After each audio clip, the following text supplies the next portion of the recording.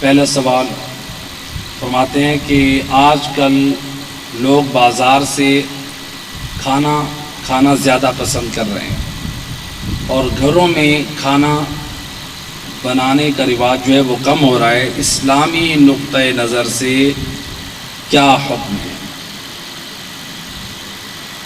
گھروں سے باہر جو عام طور پہ ایک زیادہ رواج پکڑا جا رہا ہے، روایات اہل بیت اطہار علیہم الصلاۃ والسلام میں جو ذکر ہوا ہے کہ باہر سے کھانا کھانا اس کے دو نقصانات ہیں.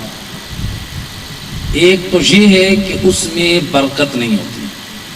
پہلی بات یہ ہے اس میں برکت نہیں. کیسے؟ یعنی جو معصومین کی طرف سے جوابات ہیں روایات میں عقلی جواب موجود ہے، اس میں برکت نہیں ہوتی. کہ جب آپ مثلا موجودہ دور کو سامنے رکھیں، آپ مثلا بازار سے جا رہے ہیں، عام طور پہ لوگ پیزا آرڈر کیا ہے، اب کتنے لوگوں کی نگاہ اس پہ پڑی ہے. مثلا جب وہ آپ لے کر کھا رہے ہیں وہاں لوگوں میں بیٹھ کے، اور آج کل تو نیا فیشن آ چکا ہے، ایک پیزا کھا رہے ہیں تو اس کی تصویر لے کے وہ فیس بک پہ وہ دنیا کو دکھا رہے ہیں. اس سے برکت ختم ہو جاتی ہے.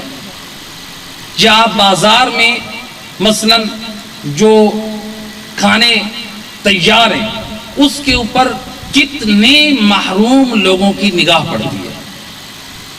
جب ان کی نگاہ پڑتی ہے تو روایات سے یہ ملتا ہے کہ ان کے اندر وہ برکت ختم ہو جاتی ہے ان لوگوں کی محرومیت کی وجہ سے.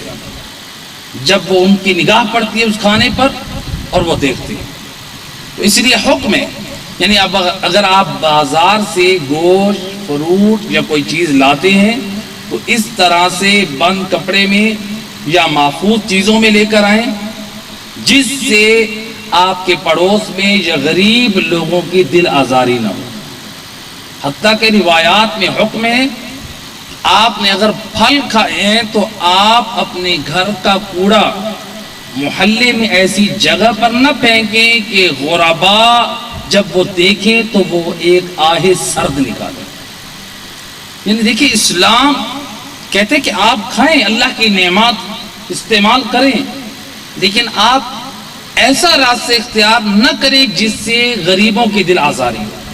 اگر آپ ان کی دل جوئی نہیں کر سکتے تو کسی عمل سے ان کی دل آزاری نہیں ہونی چاہیے.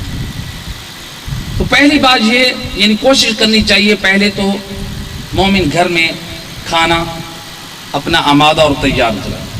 اگر ضرورت کبھی تقاضا کر رہی ہے تو پھر ایسی جگہوں سے لے کر آئیں کہ ایک نمائش نہ ہو، محفوظ اور چھپا کے لے کر آنا چاہیے. دوسرا جو روایات میں ذکر ہے کہ عام طور پر لوگ نجاسات کا خیال نہیں رکھتے. تو آپ اگر مسلمانوں کے بازار سے کھانا لے رہے ہیں، آپ کو پتہ نہیں ہے وہ نجیس ہے یا پاک ہے، آپ کے لیے وہ کھانا پاک ہے، لیکن اگر وہ واقعاً یعنی حقیقت میں وہ نجیس ہے، اس میں نجاست طہارت کا خیال نہیں رکھا گیا، آپ کے لیے کھانا تو شرعاً حلال ہے لیکن اس کے جو اثرات ہیں وہ آپ کے روح پر پڑیں گے. اس کی ایک میں مثال دیا کرتا ہوں. مثلا کسی نے کسی شخص کو زہر دیے کسی چیز میں، اس کو پتہ نہیں ہے، اس کے لیے وہ کھانا زہر والا کھانا جائز ہے یا حرام ہے؟ اب سب یہی کہیں گے پتہ نہیں ہے تو اس کے لیے کھانا جائز ہے. اب اس نے کھانا کھا لیا تو جو اس کے اندر اثر ہے، جو زہر کا اثر ہے، اب اس کے لیے کھانا کھانا تو جائز ہے، حلال ہے، لیکن جو وہ کھانا تھا وہ زہر والا تھا. اب اس نے تو اثر کرنا ہے، اس نے تو نقصان پہنچانا ہے. اسی طرح سے جو کھانے باہر بنتے ہیں جن میں نجاست طہارت کا خیال نہیں رکھا جاتا، اگرچہ ہمارے لیے کھانا حلال ہے، اگر ہم مسلمانوں کے بازار سے لے رہے ہیں، ہمیں پتہ نہیں ہے یہ نجیس ہے یا پاک ہے، تو ہمارے لیے وہ پاک ہے. لیکن کوشش کریں، اگرچہ بعض ایسی مارکیٹیں اور بعض ایسی دکانیں موجود ہیں جہاں پر الحمدللہ یعنی ان چیزوں کا خیال رکھا جا رہا ہے، یعنی نجاست اور طہارت کے حوالے سے، ورنہ عام طور پہ 99% یعنی نجاست طہارت کا خیال نہیں رکھا جا رہا ہے۔ تو کوشش کرنی چاہیے، پہلی کوشش یہی ہونی چاہیے کہ انسان جو ہے وہ گھر میں کھانا تیار کرے، اگر کبھی ضرورت تقاضا کر رہی ہے تو پھر بازار میں ایسی شاپ، ایسی جگہ سے لیں جہاں پر نجاست طہارت کا، صفائی اور ان چیزوں کا خیال رکھا جاتا ہے۔